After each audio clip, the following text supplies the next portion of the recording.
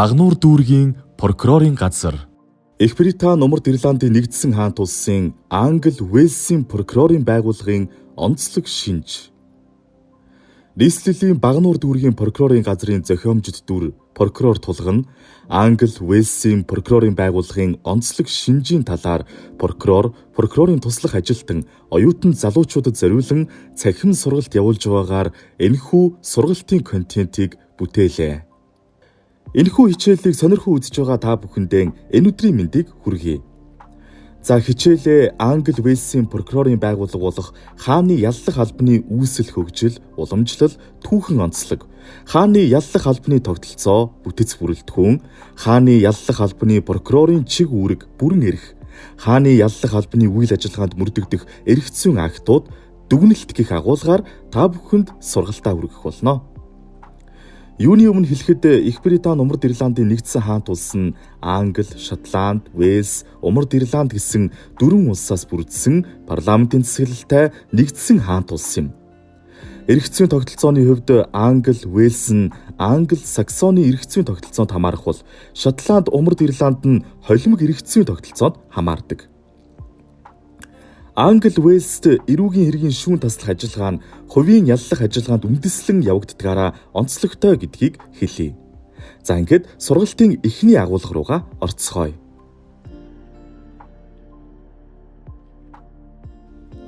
Англи Уэльсийн прокурорын байгууллага буюу хааны яллах албаны үүсэл хөгжил, уламжлал, түүхэн онцлог.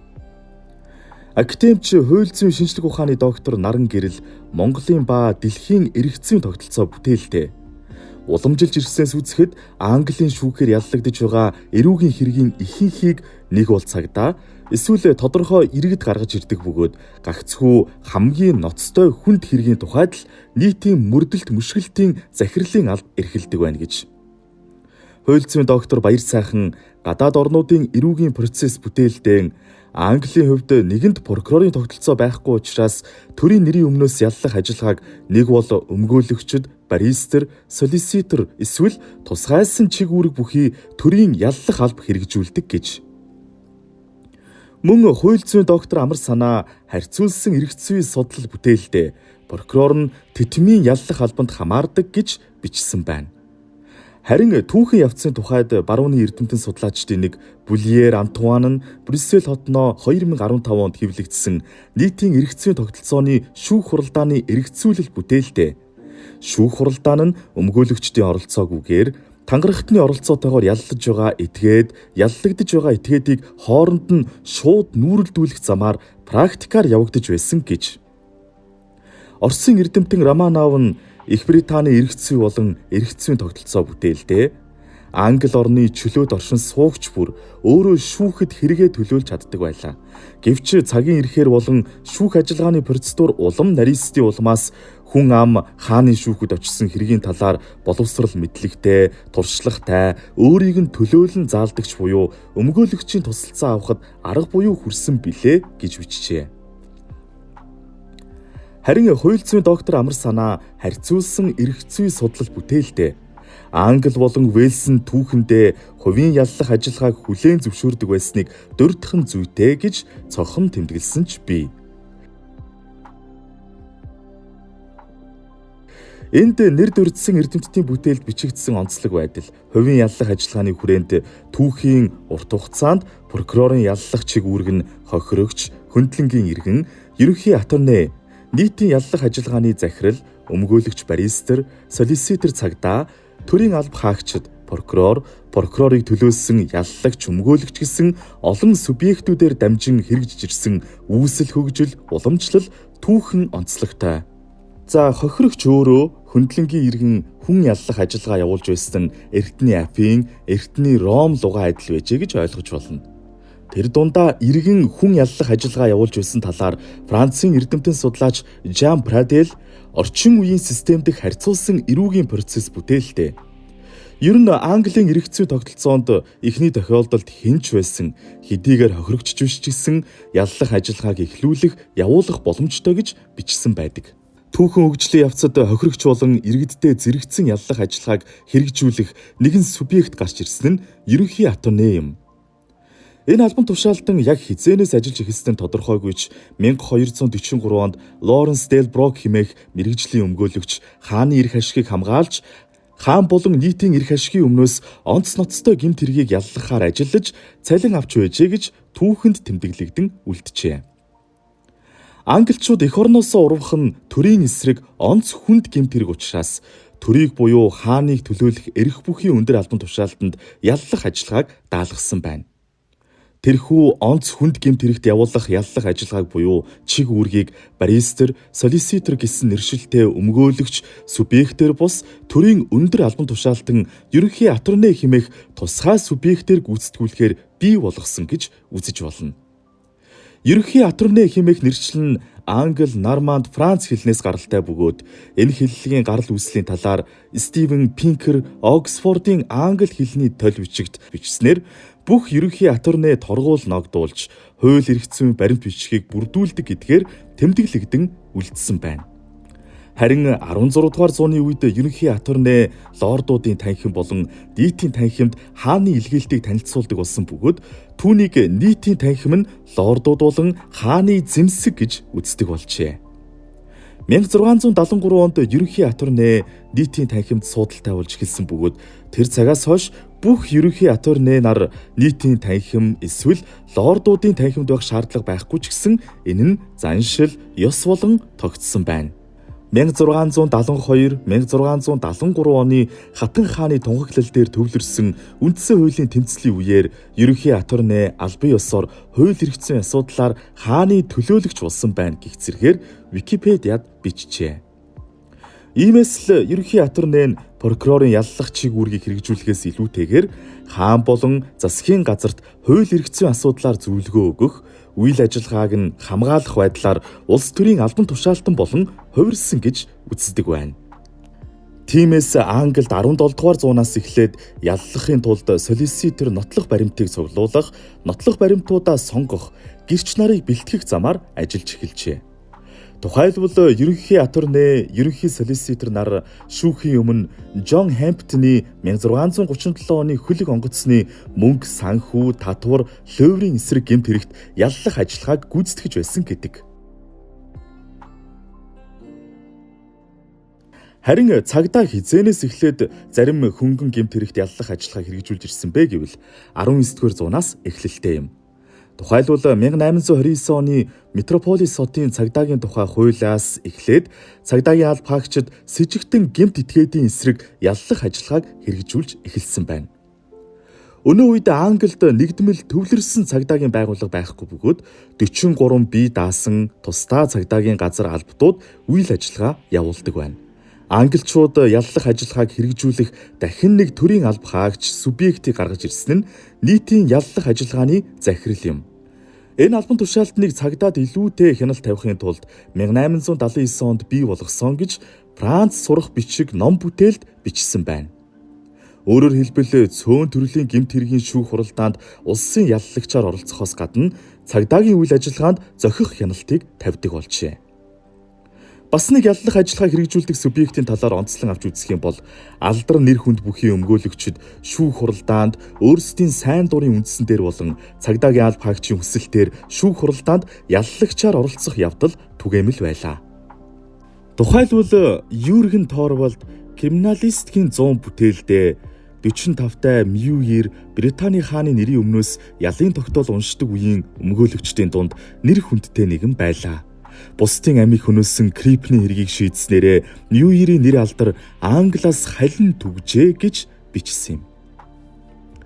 Тухайн бүтээлд Дэвтфорд гарсан аллахын талаар 1905 оны 3 дугаар сарын 27 оны өглөөний бүх сонинд анх гарч лондончууд уншсан байна. Лондон хотын эрүүгийн цагдаагийн дарга Хенри гарын мөр илрүүлсэн. Тэр өдөртөө Ричард Мьюиртэй холбоо барьжээ. Хоёр стрейтний шүүх хурал бүх Лондон тэрч байтугай бүх Английн анхаарлын төвд байх болно. Гэтэл түүний хамгийн чухал нь ганцхан ширхэг гарын мөр. Бий болоод байгаа нөхцөл байдлыг 2 хоног эргэцүүлсний эцэст Мьюир, Альфред болон Альберт стрейтний хэрэгт яллагчаар оролцоход бэлэн болсноо мэдэгдлээ. Эзэн хааны нэрийн өмнөөс шүүхийн яллах тогтоол уншиж байсан хэдэн зуун шүүх хурал дээр сэжигтнүүдэд ах дүү хоёр Стрэйтний хэргийг шиг тийм үзэн ядсан өнгөөр Мьюир хизээж хандаж байсангүй. Сэжигтэн хоёр луу шүүгч биш харин Мьюир тэдэнд хизээл бол хизээ цаазлах ял онооч гэж байгаа гэлтэй ширтэж байсан юм. Өмгөөлөгчдийн утгагүй тайлбарыг няцаав. Гарын мөртөө хийсэн тэмцэлд өмгөөлөл ялагдлаа. Шүүгч Ченнел ялын тогтоолоо дүүжлэн хороосгой гэж хэмээн түүхэн их сурвалж түүхэн хүний дурсамжид тулгуурлан Английн яллагчаар оролцож байсан өмгөөлөгчийн тухай бичсэн байдаг. Эндээс хүнд төрлийн эргэлзээ маргаантай хэрэгт цагдаа өөрсдөө ордоггүй, мэрэгсэн өмгөөлөгчдөд ханддаг, өмгөөлөгч өөрийн алдар нэр хүн дээрээ дэнчин тавин оролцдог. Ялагдвал алдар нэр хүнд нь замхрах эрсдэлтэй. Өөрөөр хэлбэл үндсэн ажил болох шүүгдэгч талын өмгөөлөх карьерээ алдах магадлалтай. Заавал оролцох үүрэг хүлээдэггүй, тогтсон, дагнсан, байнгын чиг үүрэгтэй прокурор байдаггүй. Эрүүгийн хэргийн шүүх хуралдаан болгонд прокурор оролцдоггүй. Баристер, солиситор нар шүүх хуралдаанд нотлох, яллах чиг үүрэгтэйгээр оролцдог. Өмгөөлөгчид цагдаа буюу төрөөс тавьж байгаа саналыг хүлээн авахгүй байж болдог. Хэрвээ орвол гол үүрэг ройлтой оролцож байсныг ойлгож авна. Гэхдээ яллах ажиллагааны нөгөө тал зогсож байгаа баристер, солиситор хэмээх өмгөөлөгчдөд 18 дугаар зууны сүүлийн хагасаас шүүх хуралдаанд өөрийн талын буюу өмгөөлөх талын гэрч оруулах, асуулт тавих, яллах талын гэрч нарт няцаан үгүйсгэх асуулт тавих эрхийг олгосон гэдэг.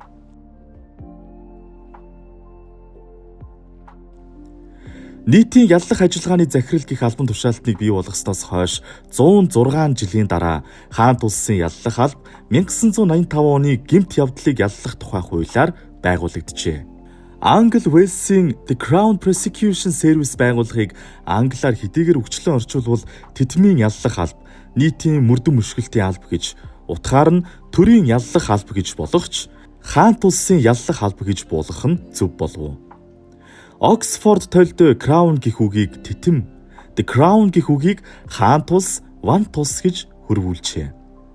Европын эрдэмтэн судлаачид энэ албыг прокурорын байгууллагатай дүйцүүлэн авч үздгийг тэмдэглэн хэлье. Хааны яллах албаны тогтолцоо бүтэц бүрэлдэхүүн. Англид их газрын эргэцийн тогтолцоотой улс орнуудын шиг прокурорын байгууллага байдаггүй боловч дүйцүүлэн авч үздэг хааны яллах алба нь 1985 онд байгуулагдсан гэдгийг өмнөх сургалтын агуулгын хүрээнд ярьсан.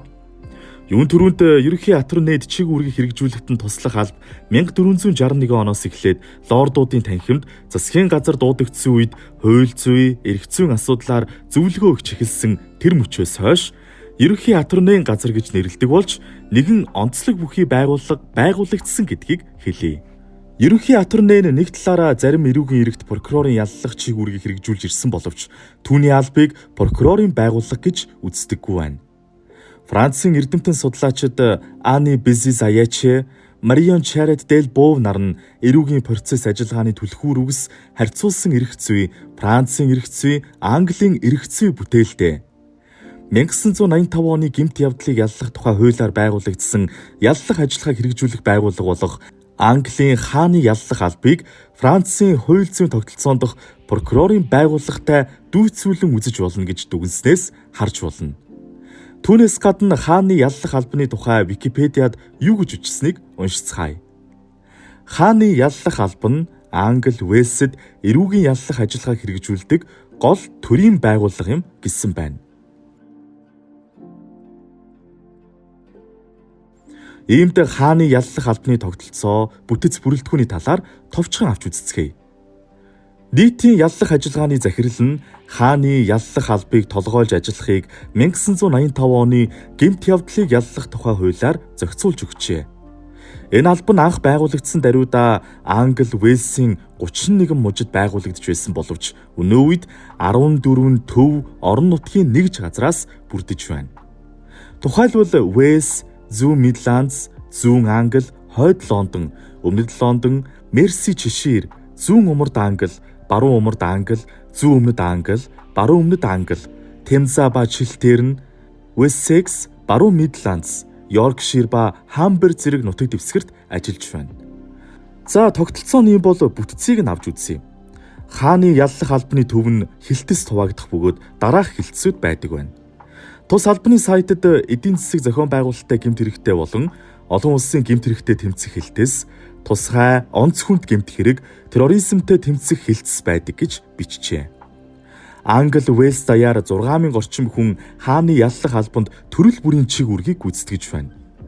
Манай албан хаагчдын бараг тал хувь нь эрүүгийн хэргийг яллах эсхийг шийдэх чиг үүрэгтэй хуульчд байдаг бөгөөд шүүхтэх олон хуралдаанд хааныг төлөөлөн оролцдог. Бус албан хаагчид нь шүүхэд хавтас тэрэг бэлтгэж байгаа прокуроруудад туслах, нөгөө талаасаа шуурхай байдлыг хангах, мэргэжлийн санхүү, хүний нөөц, харилцаа холбоо, дижитал болон технологийн үйлчилгээ үзүүлэх чиг үүрэгтэйгээр ажилдаг гэж бичсэн байна. Түүнээс гадна Википедиа сайт руу орцгоё. Энэ сайтад хааны яллах албанд 2023 оны байдлаар 7,000 орчим хүн ажиллаж байна. Тэдгээр прокурор ажилтнууд байгууллага доторх болон гаднах өмгөөлөгч нарт хавцт хэргийг бэлтгэх, тэднийг цагдаагийн алба хаагчидтай холбож өгөх ажлыг хариуцсан гүйцэтгэдэг байна. Гаднах зөвшөөрөгдсөн өмгөөлөгчд нь ялангуяа мэргэжсэн 2900 баристер, солиситроос бүрддэг гэж бичжээ. Гаднах зөвшөөрөгдсөн өмгөөлөгчд болох баристер, солиситер нь гэрээт яллагч маягаар ажилдаг гэж ойлгож болох бөгөөд энэ талаар Францын Мирей Делмас Мартин Европ дахь эрүүгийн процессыг бүтээлдээ баристер, солиситер нар прокурорын чиг үүргийг хэрэгжүүлдэг гэж бичснээс ойлгож болно. Мөн Ани Бисис Аяч, Марион Чарет Дел Бов нар нь эрүүгийн процесс ажиллагааны түлхүүр үгс харьцуулсан эрх зүй, Францын эрх зүй, Английн эрх зүй бүтээлдээ прокурор гээд байгаа боловч тэд бол хааны яллах албанд ажиллаж байгаа өмгөөлөгч баристер, солиситер юм гэж бичжээ. Уг нь баристер, солиситер нь прокурор биш, мэргэжлийн өмгөөлөх талын өмгөөлөгчд гэдгийг цохон дурдах нь зүйтэй. Тэд яллах талд, өмгөөлөх талд аль алинд нь ажиллаж болдог онцлогтой гэсэн үг юм. Хааны яллах албаны нийтийн яллах ажиллагааны захирлыг ерөнхий атторнээ томилдог байна. Харин нэгж газрыг хааны ерөнхий прокурор буюу дарга прокурор удирдах, түүний орлогчоос гадна хуульч, паралегал, менежер, администратор гэсэн албан тушаалтнууд ажилладаг байна. Нөгөө талаасаа төвд нь удирдах зөвлөл гэсэн бүтэц байдгийг тэмдэглэх нь зүйтэй юм. Хааны яллах албаны прокурорын чиг үүрэг бүрэн эрх. Англи, Уэльсэд цагдаагийн байгууллага нь мөрдөн шалгах ажиллагааг явуулдаг бөгөөд ажиллагааны явцад прокурорууд хяналт тавихаас илүүтэйгээр заавар өгөх, яллагдагчаар татах шийдвэр гаргах зэргээр гол чиг үүрэгтэй оролцдог байна. Гэхдээ нийтийн яллах ажиллагааны захирлыг анх бий болгохдоо цагдаад тавих хяналтыг сайжруулах зорилготой бий болгосон гэж өмнө хэлснийг сануулъя. Дагнсан цагдаагийн газар албадууд, банк санхүү, эдийн засаг, гайл, татвартай холбоотой гэмт хэргийг дагнан мөрдөн шалгадаг бөгөөд ажиллагаа нь шүүх прокурорт биш тухайн цагдаагийн дээд шатны удирдлагын хяналт дор явагддаг байна. Өөрөөр хэлбэл их газрын эрх тогтолцоотой улс орнуудын прокурорын байгууллага шиг цагдаагийн өдөр тутмын бүх үйл ажиллагаанд прокурор хяналт тавьдаггүй учраас мөрдөн шалгах ажиллагааны зарим зөвшөөрлийг магистратын шүүхээс олгодог гэсэн үг. Тус шүүхийн зөвшөөрөл олгож байгаа шүүгчдийн ихэнх нь мэргэжлийн бус шүүгчд буюу иргэд байдаг гэдгийг онцлон хэлье. Магистратын шүүхээс гадна цагдаад нэгжлэг хийх зөвшөөрлийг дотоод хэргийн яам болон цагдаагийн газар албадын удирдлагын өгч болох хуулийн зохицуулттай байдаг. Тухайлбал нууц мөрдөн шалгах ажиллагааны явцад утас чагнах ажиллагааг 1985 оны харилцаа холбоог таслах тухай хуулиар зохицуулдаг бөгөөд зөвхөн дотоод хэргийн яамны зөвшөөрлийн дагуу гүйцэтгэдэг байна. Мөн хойшлуулж шүүгээр баривчлах, саатуулах ажиллагааг цагдаагийн офицер тэмдэглэл үйлдэж 24 цаг баривчлах, саатуулах эрхтэй. Эхний 24 цагийн хугацааг сунгах шаардлагатай бол дээд шатны офицерын зөвшөөрлөөр 36 цаг хүртэл сунгаж болдог байна. Мөрдөн шалгаж байгаа эрүүгийн хэрэг нь ээдрээ төвөгтэй, эргэлзээтэй бол тухайн цагдаагийн байгууллага нь солиситерт хандаж зөвлөгчөөр авч ажилуулахын зэрэгцээгээр цагдаа хааны яллах албаны болон эдийн засаг худалдааны ажил хэрэг хариуцсан байгууллагын алба хаагчдын бүрэлдэхүүнтэйгээр ажлын хэсэг байгуулж ажилдаг байна. Өнөө үед Англид яллагдагчаар татах шийдвэрийг цагдаагийн байгууллага хааны яллах албаны аль аль нь гаргадаг. Ихэнх тохиолдолд яллах ажиллагаа буюу яллах чиг үүргийг прокурор гүйцэтгэх бөгөөд үндсэн хоёр төрлөөр явагдана. Үүнд яллагдагчаар татах буюу яллах ажиллагааг эхлүүлэх, үргэлжлүүлэн ердийн журмаар явуулах. Яллах ажиллагааг альтернатив журмаар явуулах.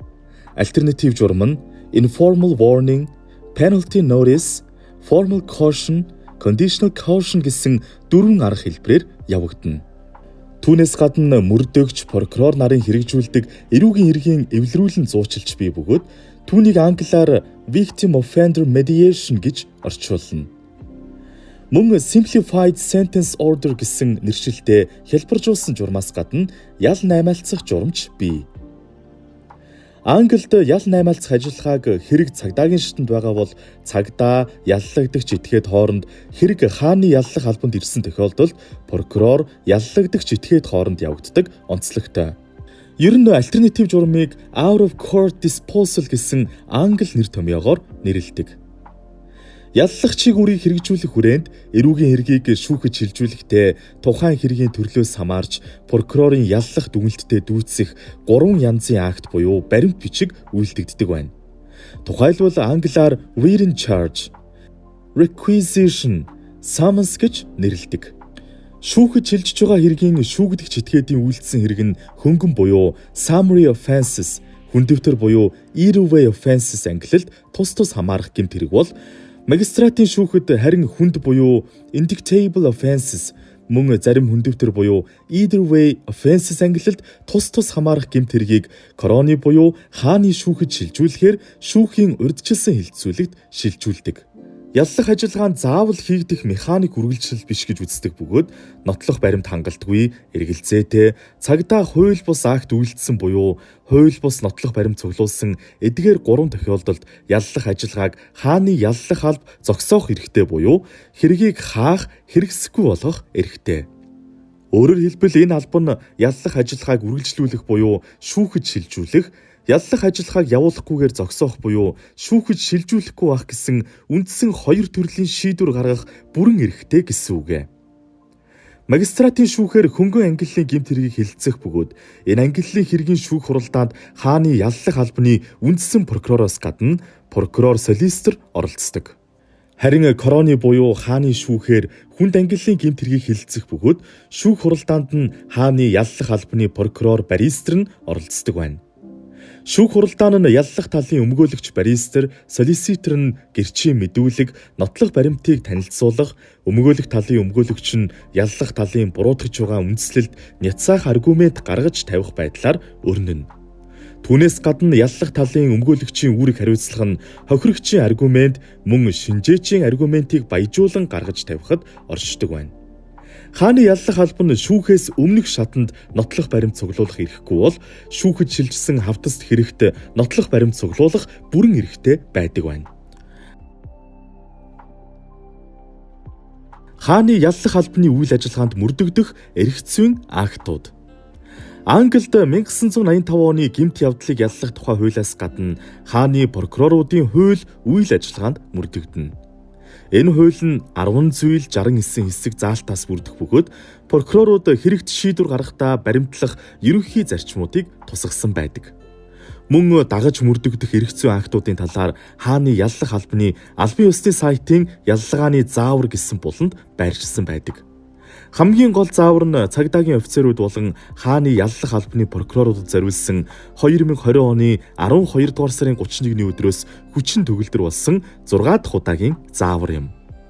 Англид эрүүгийн процессын төрөлжсөн хууль байхгүй учраас бичмэл бус үндсэн хуультай дүүцэх түүхэн хууль тогтоомж, олон тооны хууль, шүүхийн жишг шийдвэр, сургаал, номлол зэрэг нь үйл ажиллагаанд нь мөрдөгддөг байна. Та бүхэнд зарим хууль тогтоомжийг нь дэлгэцээр харуулъя.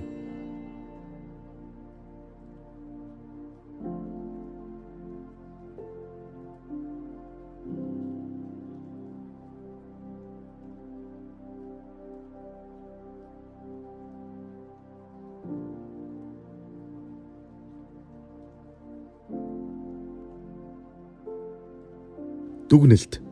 Энэ агуулгын хүрээнд дүгнэлт хэлбэрээр хааны яллах албаны 2020-с 2021 оны жилийн тайлангаас товчлон гол хэсгийг нь танилцуулъя. Тайланд 6,000 гаруй өндөр бэлтгэгдсэн боловсон хүчин ажиллалаа. Хааны яллах алба нь хэргийг яллах эсхийг шийддэг бөгөөд яллах шийдвэр бүрийг хааны прокуроруудын тухай хууль зааснаар 2 үе шаттайгаар ижил шалгуурт үндэслэн гаргадаг. Тэр нь мөрдөн байцаалтын эхний үе шатанд илүү ноцтой буюу ээдрээтэй хэрэг тохирсон зүйл ангиар яллагдагчаар татах, цагдаагийн байгууллагад заавар өгөх, мөн хавтас тэргийг бэлтгэж шүүхэд танилцуулах, бүх нотлох баримт бүхий мэдээллийг шүүхэд шилжүүлэх, хохирогч яллах талын гэрчүүдэд тусламж, дэмжлэг үзүүлэх явдал юм. Прокурорууд гэмт хэргийг мөрдөн шалгахгүй бөгөөд хянан үзэх хэрэгээ сонгодоггүй, цагдаа болон бусад мөрдөгчдөөс ирүүлсэн хэрэг нэг бүрийг хянан үзэх үүрэгтэй. Манай прокурорууд мөрдөн байцаалтын эхний үе шатанд бүрэн гүйцэд хавц тэргийг бүрдүүлэх, эсвэл сэжигтэн этгээдийг тодорхой үйлдэлд яллагдагчаар татах эсхийг тогтоохын тулд мэргэжлийн хууль зүйн заавар өгдөг.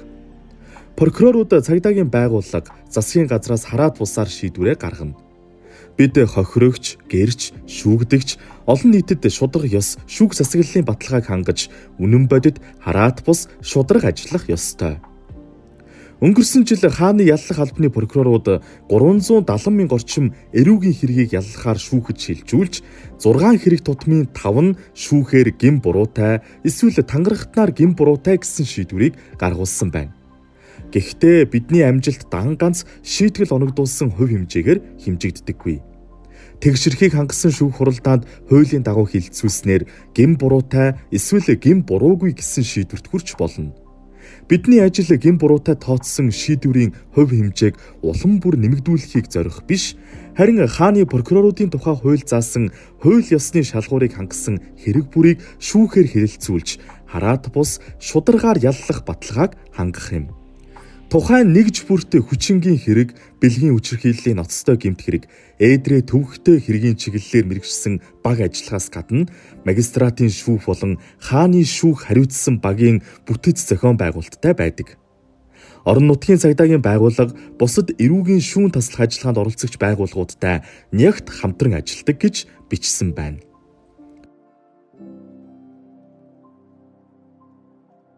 Энэ цахим сургалтаар Англи Уэльсийн прокурорын байгууллагын онцлог шинжийн талаар товч танилцуулж, та бүхэнд ойлгогдсон байхаа гэж найдаж байна. Төгсгөлд нь Монгол улсын эрх зүйд адилтгах, ижилсэх эрх зүйн зохицуулт байсан эсхийг харьцуулан товч дүгнэцгээе. Англи Саксоны эрх зүйн тогтолцооны хувийн яллах ажиллагааны улбаа манай улсын хууль тогтоомжид тусгагдсан байсныг дурдах нь зүйтэй. Тухайлбал 1963 оны эрүүгийн байцаан шийдэх тухай хуулийн 29-р зүйлийн хохирогчийн гомдлоор үүсгэх эрүүгийн хэрэгүүд гэснээс харж болохоос гадна энэ хуулийн 51-р зүйлийн хохирогч гэсний зүйл, хэсэг, заалтад шүүх хурлын ажиллагаанд прокурор, олон нийтийн яллагчийн аль нь ч оролцоогүй бол хохирогч өөрөө буюу өөрийнхөө төлөөлөгчөөрөө дамжуулан яллах хэрэгтэй. Гэмт хэргийн уршигаас хохирогч нас орсон бол түүний ойрын төрөл садны хүмүүс эдлэнэ гэж тусгаснаас тодорхой ойлгогдож байна. Дүгнэх юм бол хохирогч гомдол гаргаж байж эрүүгийн хэрэг үүсгэгдэж мөрдөн шалгагдах нь байна. Шүүх хурлын ажиллагаанд прокурор заавал оролцох шаардлагагүй байсан байна. Олон нийтийн яллагч буюу хөндлөнгийн иргэн оролцох эрхтэй, боломжтой. Прокурор олон нийтийн яллагчийн аль нь ч оролцоогүй бол хохирогч өөрөө буюу өөрийнхөө төлөөлөгчөөрөө дамжуулан яллах эрхтэй. Олон нийтийн яллагч оролцсон яллаж байгаа нь мөн хохирогч өөрөө яллах хэрэгтэй байгаа нь Эрдэнэ Афийн, Ромын ардын яллах ажиллагаа, Англи Саксоны эрх зүйн тогтолцооны хувийн яллах ажиллагаа манайд байсныг харуулж байна. Өөрөөр хэлбэл 1963 оны эрүүгийн байцаан шийдэх тухай хуулиар хувийн яллах ажиллагаа зөвшөөрөгдөж байсан бол 2002 оны эрүүгийн байцаан шийдэх тухай хуулиас эхлээд хувийн яллах ажиллагааг халж нийтийн яллах ажиллагаанд шилжсэн байна. Гэмт хэргийн уршихаас хохирогч нас орсон бол түүний ойрын төрөл садны хүмүүс яллах эрхийг эдлэнэ гэсэн дээрх дүгнэлтийг давхар баталж байгаа хэрэг юм. Ингээд өнөөдрийн хичээлдээ анхаарлаа хандуулсанд баярлалаа.